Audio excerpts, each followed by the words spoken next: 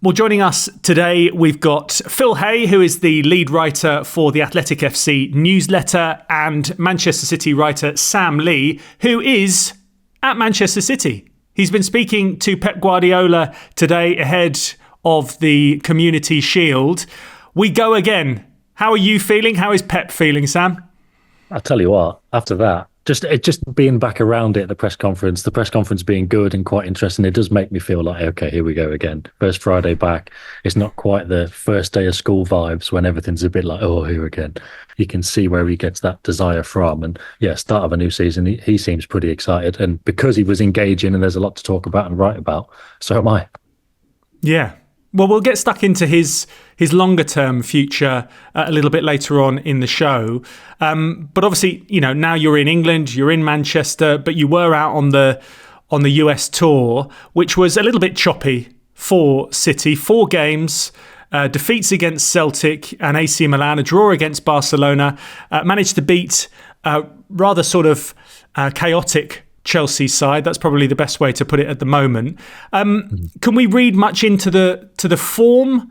Can we sort of analyse the state of mind at Manchester City for a moment, according to their results, or not really? No, not in the slightest. I mean, I think even if they had everybody, it's pre-season, and this is not a great example because it's about United. But I remember when Van Gaal took over, United, like, they were battering everyone in pre-season, and then first game of the season against Swansea, lost at home.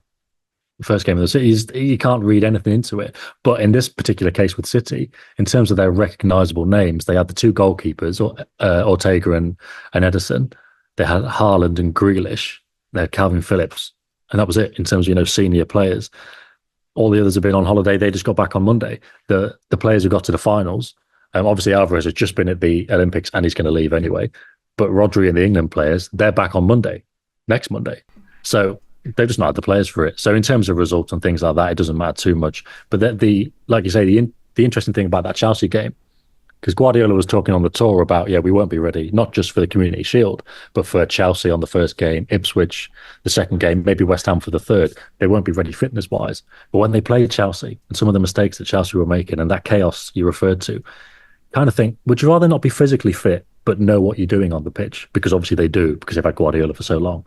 Or would you rather have a bit more fitness and a bit more game time like Chelsea have, but be starting again with a new manager and a manager that's talked about having to change their habits in terms of their defensive line and things like this?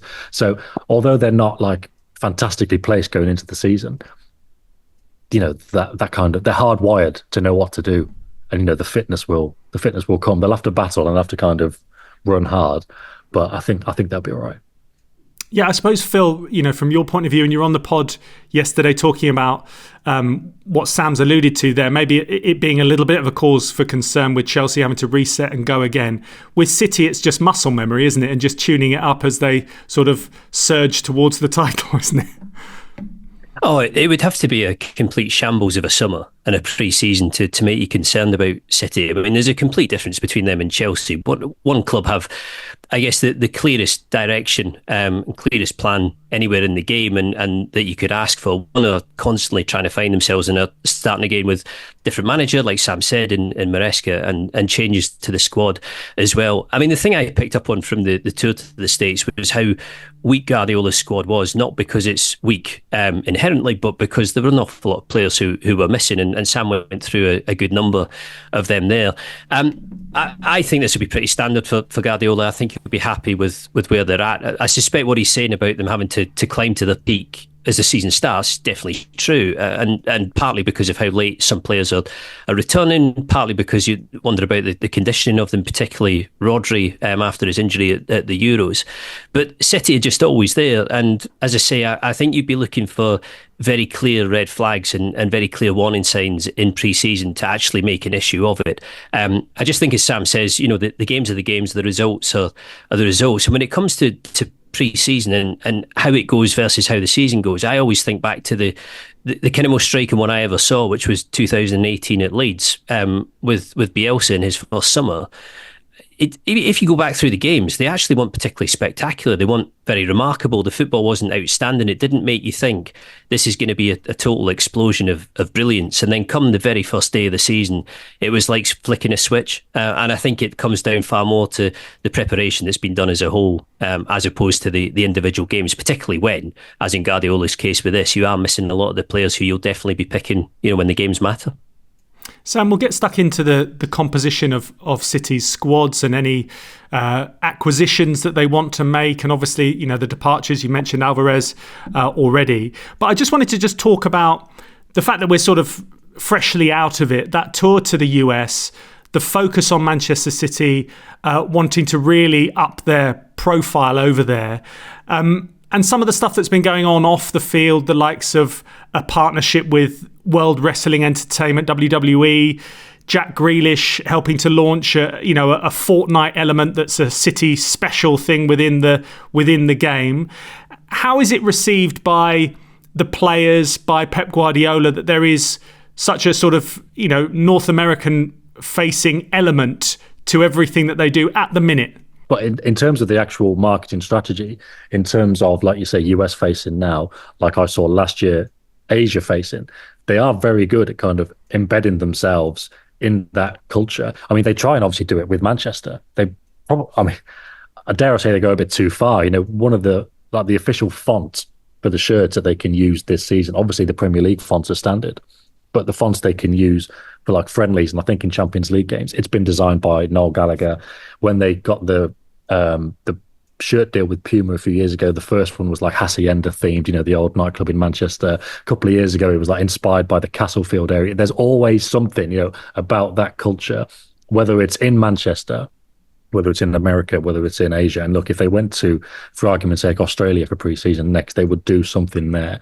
But whether it's during that tour itself, so they'll get players down to Universal Studios to see the Shrek and Donkey, whatever. Last year, Bernardo Silva and players were doing karaoke in Tokyo. All these kind of things. It's designed to make those local fans think, okay, like they're kind of embracing what we're about. They also try and do it throughout the year as well through like advertising campaigns. So there's always like a City presence in that area. They announced a Sony deal during the summer while they were in the US, and they're making like 2 kids shows for a start, and like other shows as well about like City, about football. So these things are kind of designed to get people on the hook effectively. And they got the trophy tour last year. Obviously they had the treble trophy tour where they took those 3 trophies around the world. This year they've got the Premier League trophy, the Club World Cup that they won in December, and the European Super Cup. They're going around the world as well.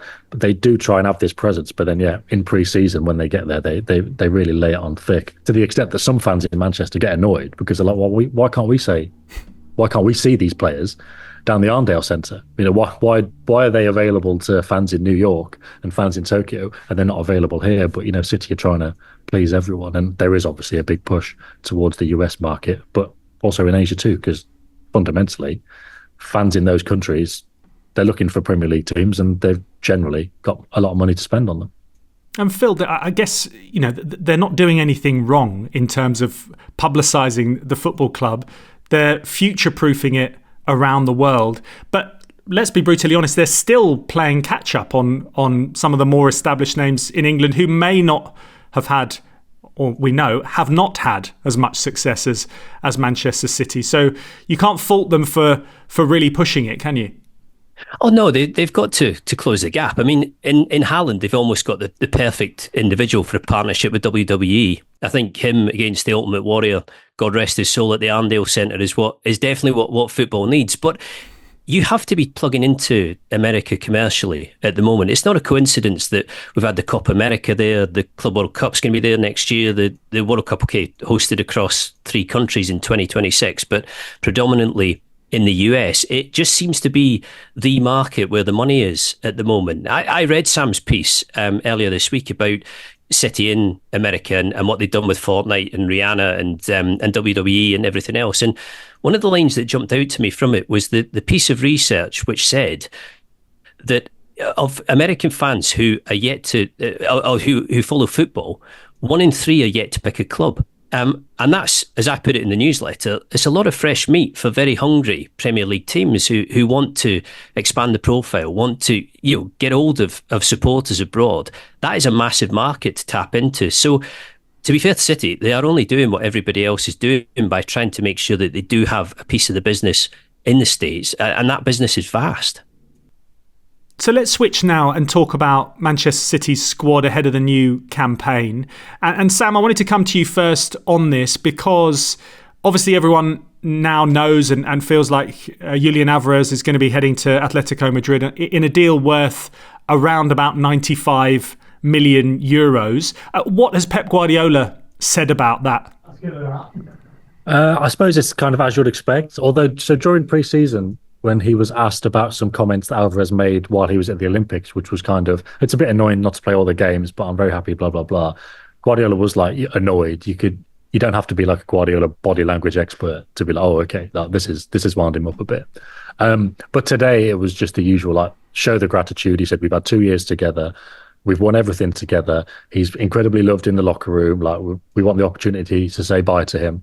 But he was like, it's the same as everything else. Like, Guardiola acknowledges he's not the one to decide. He said it's the club that will decide.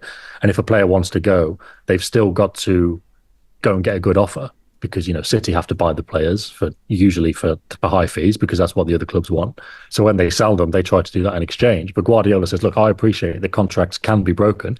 If you're not happy here, then why should you stay? And that's kind of rooted in the idea of he wants a happy dressing room. He doesn't want somebody that's going to be disgruntled and whether it's because they're not playing, because they want a different climate or whatever, he doesn't want somebody that's going to be in the team that could affect that kind of careful dressing room atmosphere. Is why he doesn't want a big squad either. He'd rather have 14, 15 top-class players and then some others around the edges, young players, maybe players of a lesser stature, just to keep that balance. So, when a player like Alvarez, who's obviously a very important part of the team in terms of can play striker, can play to a lesser extent playmaker, if he wants to go, then they say, okay, see you later, but bring a big fee. And in this case, they brought a massive fee. Can I ask a question there then, Sam? If Alvarez hadn't brought a big fee and Atletico were coming in at a level that City weren't happy with and therefore weren't prepared to sell at, would he genuinely have stuck around and would it have been an issue for Guardiola? I mean, I hear Guardiola say it's the club's decision in the end, not mine, but it surely isn't. I mean, Guardiola must dictate this, and I know obviously that every player has the value, but how would this actually work in practice if Alvarez had been itching to go and it had been either a struggle to find a market for him or it had been a struggle to get Atletico to go to the level that they really had to go to? Yeah, well, I think it's a case-by-case thing. And like with Alvarez, we don't know.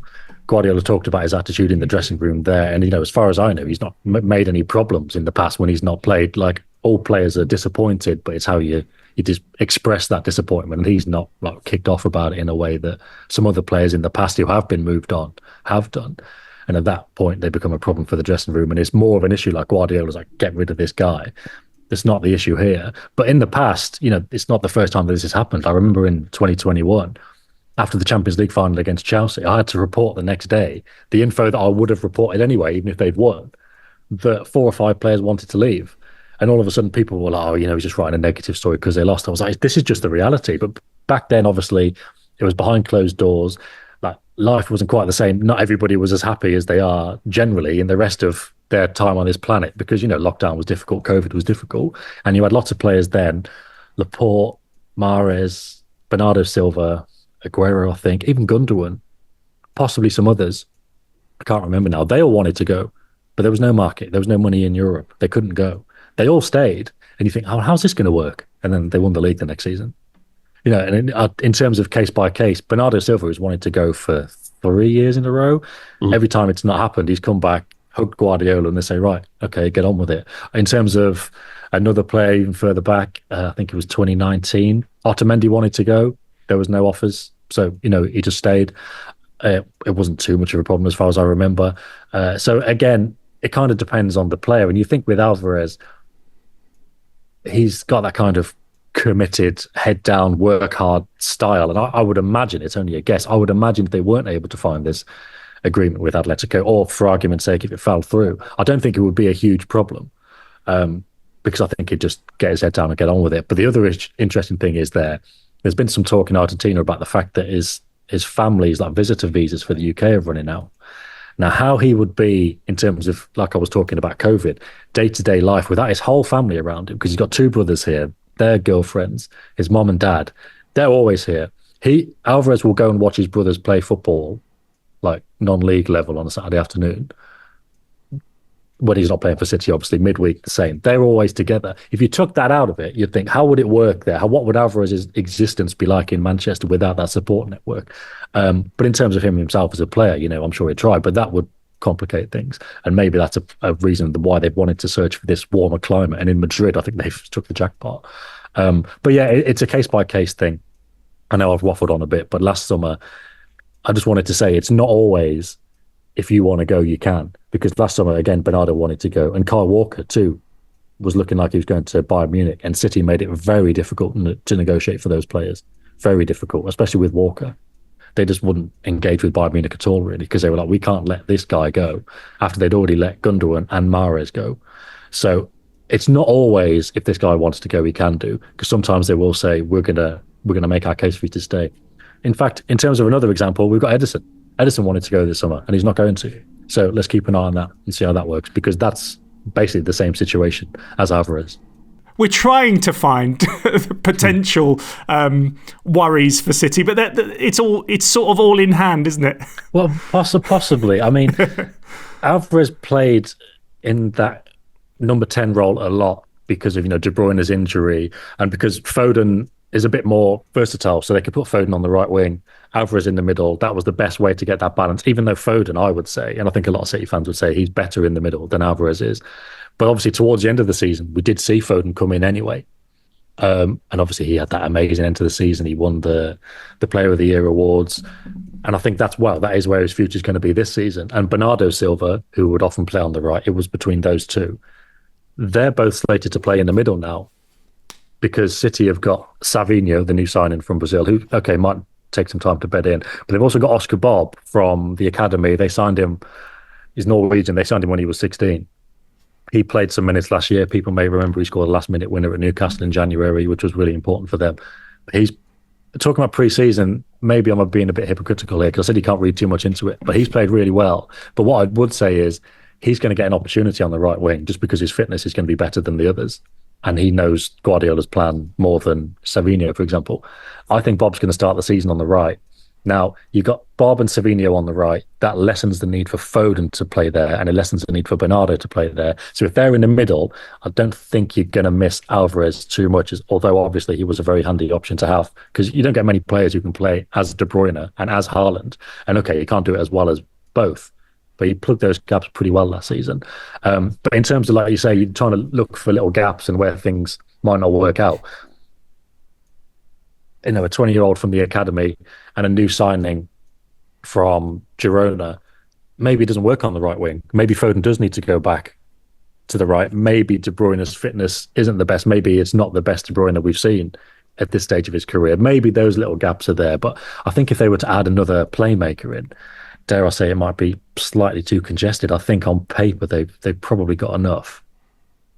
Phil, speaking about people that actually featured in pre-season, James McAtee is one of those players. Tom mentioned him there.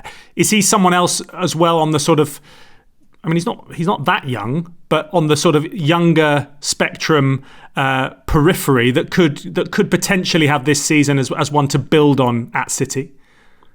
I think so. My gut feeling, and Sam's a lot closer to this than I am, but if I was putting money on it, I think Oscar Bob will make a lot more of the season ahead than McAtee. But yeah. McAtee's had a couple of seasons out on loan now, and I think he's starting to reach the point. I mean, when we were sort of planning for this, you talked, in our notes, we're talking about whether this would be a gamble, to go with McAtee.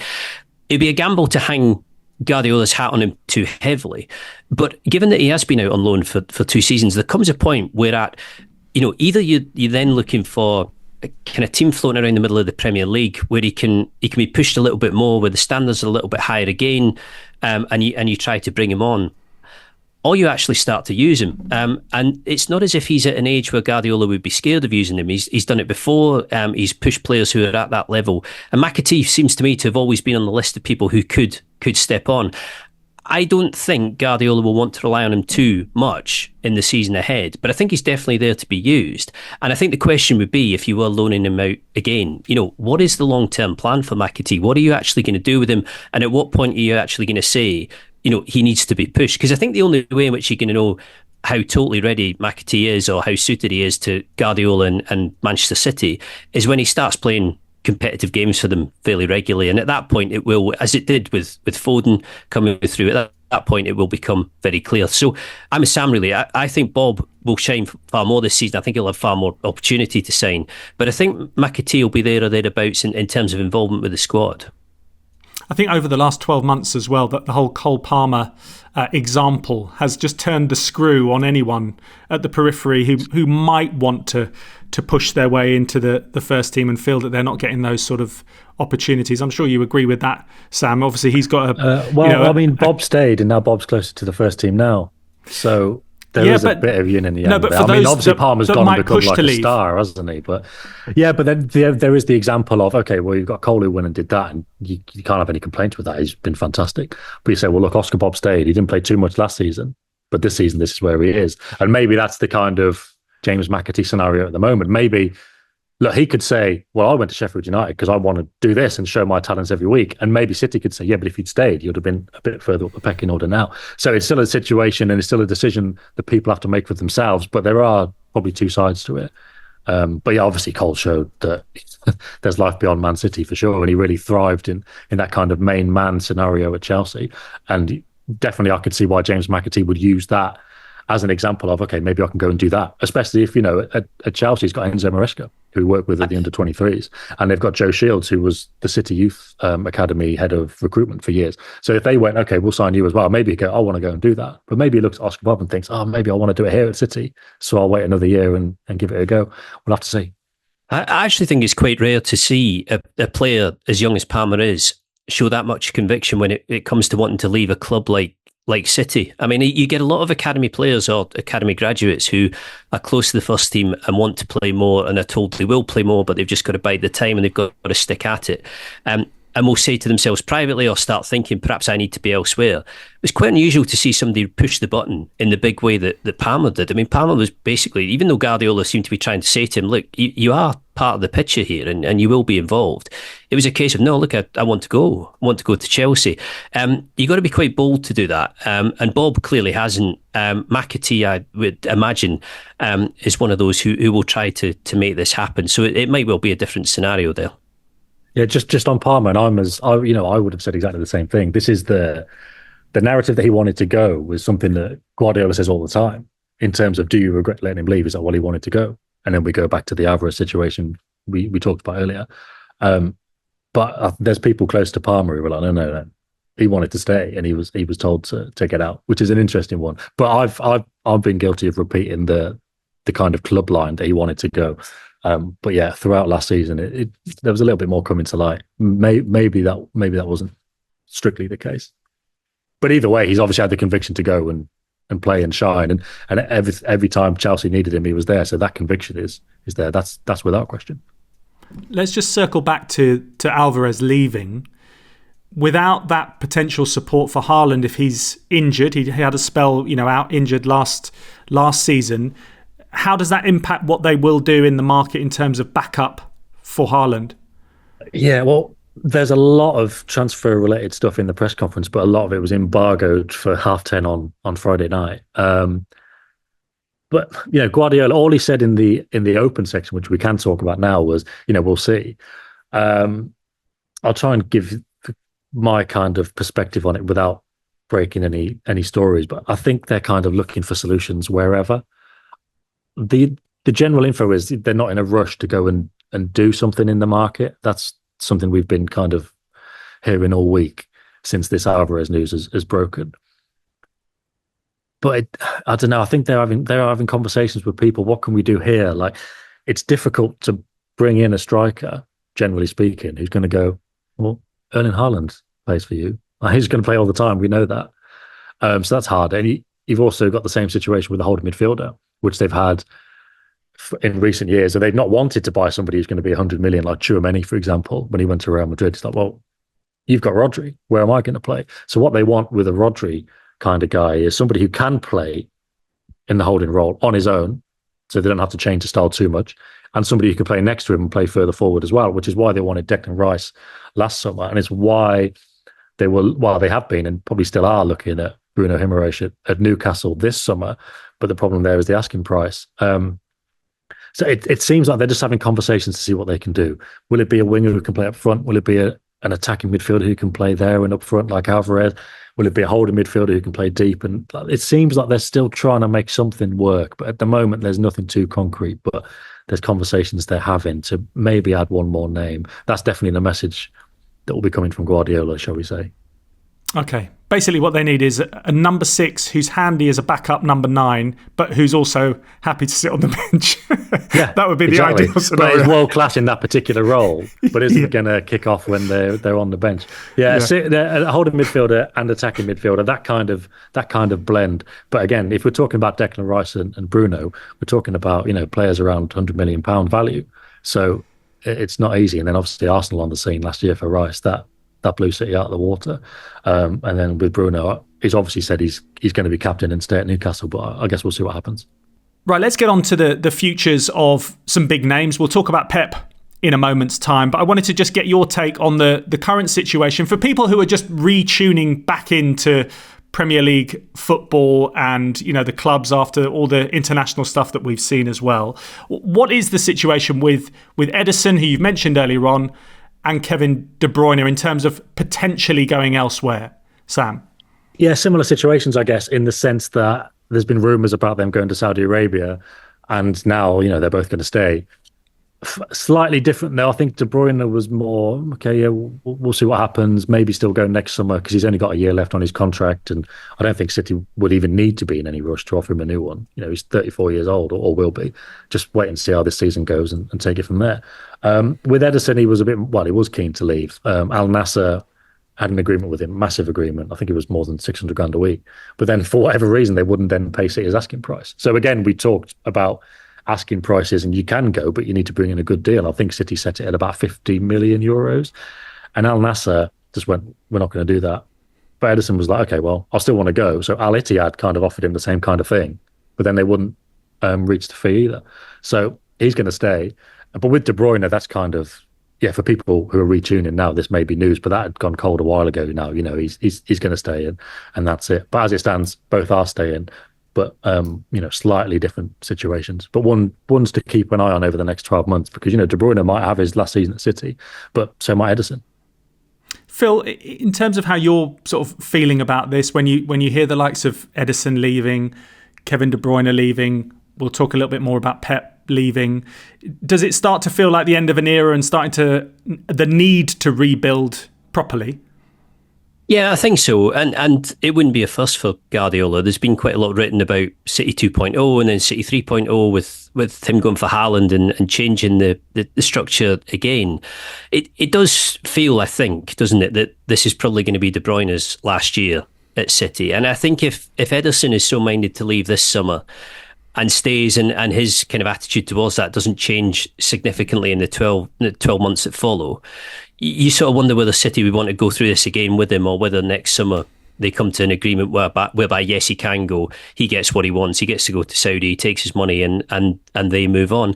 I think the question of how big an end of an era it will be, because you will still have players lying over from one into the next, and we're going to come on to this, dependent on Guardiola. And I think, just to zoom back in on Alvarez for a second, I think where questions will be asked about Alvarez if he doesn't get replaced will be when Haaland is out or unavailable or needs a rest, and the question arises of what is done up front, who scores goals, because that, I think, is what Alvarez was always good for, goals, and I think that might be more than anything what Guardiola does miss in losing him, somebody else who does chip in. Not that City are ever short of them in any respect.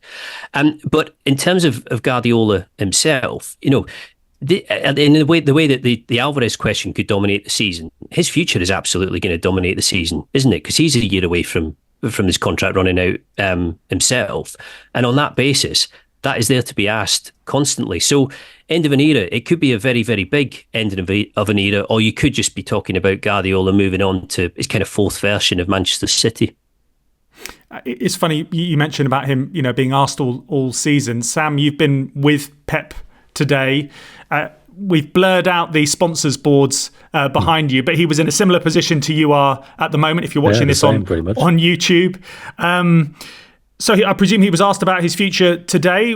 There's been stories circulating about maybe he's biding his time and maybe he might become the England manager at some stage. What is the latest and how is he broaching the subject? So he was asked about this in each of the 4 US cities that he was in the summer about the England job. And he was asked about it again today. But I think today he kind of gave the fuller answer. But he basically said, look, we'll have to see. We'll see how I feel. We'll see if I want to stay here. We'll see if I need a rest. We'll see if I want to be an international manager at all. I mean, the general opinion and the kind of the situation as we understand it is that he will. That's what he's going to do. He's going to be a national manager. But, maybe he'll change his mind at some point. But that's what he was saying on Friday in terms of his future. As Phil says, his future as a topic is something that's not going to go away. He talked about it in New York and he kind of left the door open in journalistic speak to sign a new contract. Whereas at the end of the season, he was saying, oh, well, I'm closer to the end than the beginning. And it seemed like he was winding down. And as far as I know, in terms of information, I think he will, although the plan is at least for him to leave next summer.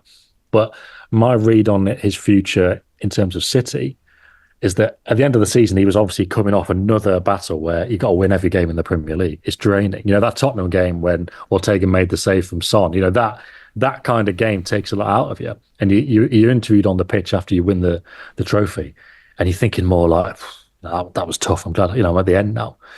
But you go back, you're in New York, the blood starts flowing again, the players are back, you've got new challenges, and he's probably starting to think, oh no, I've still got the energy to do this. I'm still enjoying this. So the thing with Guardiola and the thing that people around him always say is you never know. So even if the plan right now is for him to leave next year, everyone around him says with Pep, you never know.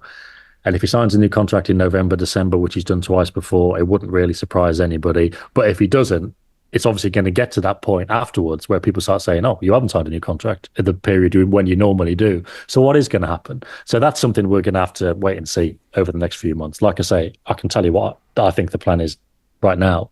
But personally, as a journalist, I wouldn't want to put out a story saying he's going to leave next summer because I'll be very concerned about him changing his mind and then he looks stupid.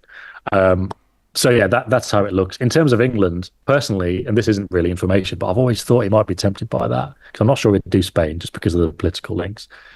And I think, other countries where he's got ties to, like Italy, to a lesser extent Argentina, because obviously he played in Italy, they've got this culture of the manager is Italian, the manager is Argentinian. But England, we don't have that. We broke that a long time ago. And I think we don't so much have our style of football, do we? We're just going to try and copy what's successful. And generally what's been successful is Guardiola's football anyway. We've got this kind of intercontinental Premier League style. And now he's had a massive influence on that anyway. So I think that makes an obvious fit, I think, in terms of the style of football, the kind of player the English football academies are producing. And also I think, he could live in Barcelona, but spend a lot of his time in London, for argument's sake, and that wouldn't be an issue. So this is all pie in the sky. That's what my opinion on it. It wouldn't surprise me if he was England manager in future. The only issue is, like Klopp, salary's massive, and he's probably not going to get the same from the FA. But in terms of football reasons, I could certainly see it. It just depends on timing, because if he signs another contract with City, then England might move on, and then it's the next cycle is 2028 or later on, or maybe it doesn't happen at all. I was just going to ask there, do you think Klopp doing what he did last season has planted a seed with Guardiola? That must have come as a little bit of a surprise to him, to say the least. And I wonder whether Klopp holding his hands up and saying, I'm really tired. This, what you're saying about, every Premier League season taking you to the edge and taking a pint of blood. And Klopp saying, look, I've had my fill of this. I can't go on indefinitely with this, and walking away from what is a top job, and in the sort of job where it's not fashionable to show any weakness, and often it doesn't help to show any weakness. It's almost kind of opened the door for other people like Guardiola to say, or if not to say, to potentially think, look, maybe that is the way to go when you get to the stage where you feel like you've been worn down as much as you can be. Yeah, look, I'm not trying to take anything away from Klopp or put the spotlight back on Guardiola or whatever, because if we're talking England managers and it can't be Guardiola, My choice personally would be Klopp. That would be fantastic. But in terms of what you're just saying, Guardiola did that at Barca, didn't he? He just went, I'm broken. I can't do it. I need a year out. He's done that already. He knows how that feels. And I'm sure if it gets to that point at City, he'll make that announcement. However it is, just the question is when do you make that announcement? Do you go on with the uncertainty all season? Do you do what Klopp did and announce it early? Personally, I don't believe that derailed Liverpool's season. I know a lot of people say that. I don't think it did, because it didn't fall off the rail straight away, did it? It just came 3 months later. Is that because Klopp's leaving? I don't think so. And it didn't derail it by much. They just had a couple of dodgy weeks when they should have beat Crystal Palace anyway, and they did. And that's football. So the thing about Guardiola leaving is just the timing of it. When do you announce it? And then at the end of this year, there's the Club World Cup, which is the middle of June until the middle of July, which is after, if City get through, his contract ends. So obviously, if he wanted to do it, they'd just let him carry on and they'd find that agreement. But then if a new manager were to come in, they're not going to have a pre-season because the players are going to need a break. So when's the new manager working with the players? Does he come in for the Club World Cup? But Guardiola says he wants to do it. All these things, this is why it's confusing. But yeah, in terms of whenever he wants to call it a day, he's been around long enough to know how to do it. But for us, it's a bit of a mystery about how it will actually work in practice. There's two more things that I wanted to talk about to both of you. One of them is the Community Shield, which I'll leave to you, Sam, in a moment. But whenever we're talking about Manchester City, I think we've had only one mention of it briefly from you right at the top there, Sam, of those 3 digits, 115. You can't talk about Manchester City without talking about the 115 charges, Phil. And I think that rival fans, maybe not even rivals, probably Manchester City fans as well, will just want to know what's going to happen, when it's going to happen, and get it out of the way. Sam, feel free to jump in on this after Phil, but Phil, what's your take on it? It needs some clarity, doesn't it? And I know it's difficult because of all the legal machinations and it being very complex and different to all the PSR. We know all that, but it's just dragging on and on and on, isn't it? Yeah, so I think even more than the club and other clubs and supporters and everybody else needing clarity, I think the Premier League will be very, very aware that this cannot go on much longer, that it's gone on long enough, and that it can't be seen to just sit in the long grass indefinitely. I mean, there has been talk about this finally resolving itself and unravelling itself before the end of the year, the calendar year. And if that's the case, I think the Premier League will realise that that has to happen, really, that people are looking for a resolution from this and are looking for an outcome. And you need to see action one way or the other. It's hard to see how, when this does end, it's going to end in anything other than an unseemly mess, one way or the other. And it's hard to know if that will be the end of the matter anyway, given that in these cases you usually have nth right of appeal to the end of time. But I think the lack of assurance and clarity about what is coming has been hanging over the Premier League for too long, far too long, really.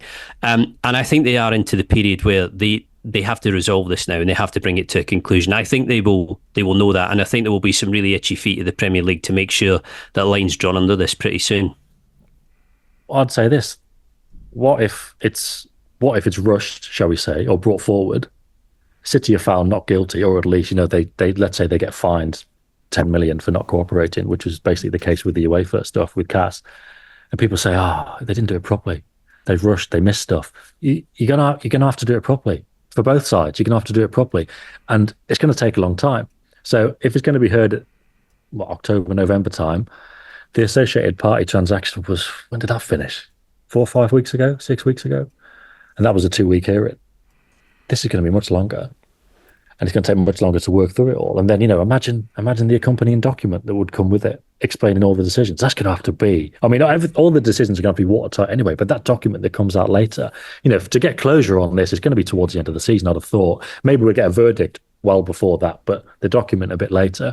But then again, in terms of closure, if City are found not guilty for the bulk of it or all of it, you can have people not believing in the process. And then if City are found guilty, there's going to be a million appeals. So I don't think there'll be closure ever. But we'll certainly get some answers this season, that's for sure. But don't expect them soon. Final word, and probably a little bit easier to discuss, is the Community Shield.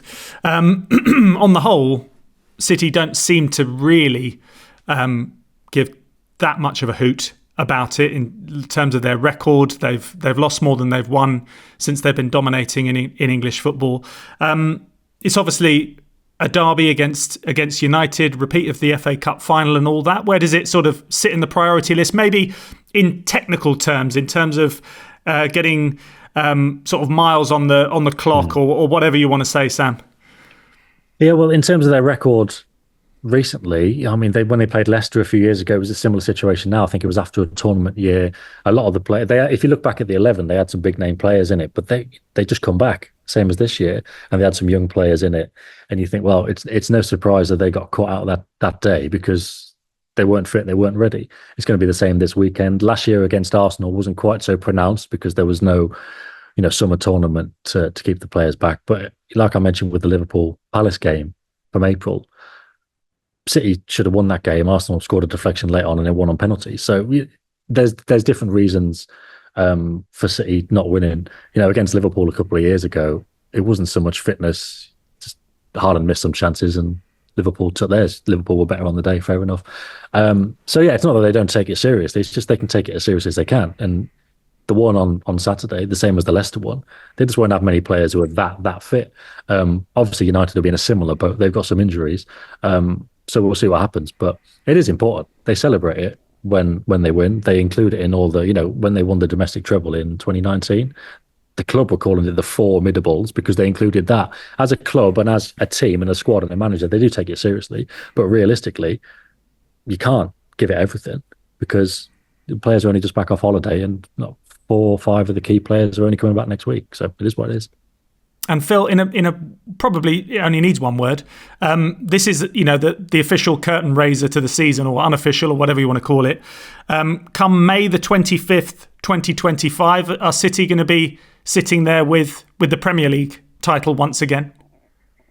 I think so. You'll maybe just give me a sentence or two, but it's theirs to lose, I would say, but not in the sense of they only need to turn up and play competently and the title's in the bag. It's fractional differences between them and Arsenal. So we're not talking Pogacar at the Tour de France with a 10-minute lead and nobody's going to touch him. I think what I haven't seen at Arsenal is a big step forward in terms of the recruitment. I think at Liverpool as well, it doesn't look like they've moved forward massively, although Zubimendi would be a really good signing for them and would make a difference. I still think City have that edge, but given how tight it was, I think it's harder to call than simply saying it will be them next May. Phil, thank you very much indeed. And you can get much more from Phil with the Athletic FC newsletter, which is every weekday, Monday to Friday. Phil, one of the hardest working fellows here at the Athletic. Don't forget, you can rate and review the podcast. You can send us an email now as well if you want. If there's a topic that you think that we should be talking about, then let us know. The address that you need is TAFCpod. That's TAFCpod at theathletic.com. Thank you very much for listening. Enjoy your weekend. If you want to watch more episodes of the show, please subscribe to the channel. We'll be joined by the likes of David Ornstein, Matt Slater, Adam Crafton, Carl Anker, and plenty more through the season. If you'd like to listen to the episodes in full in audio form, search The Athletic FC wherever you get your podcast from.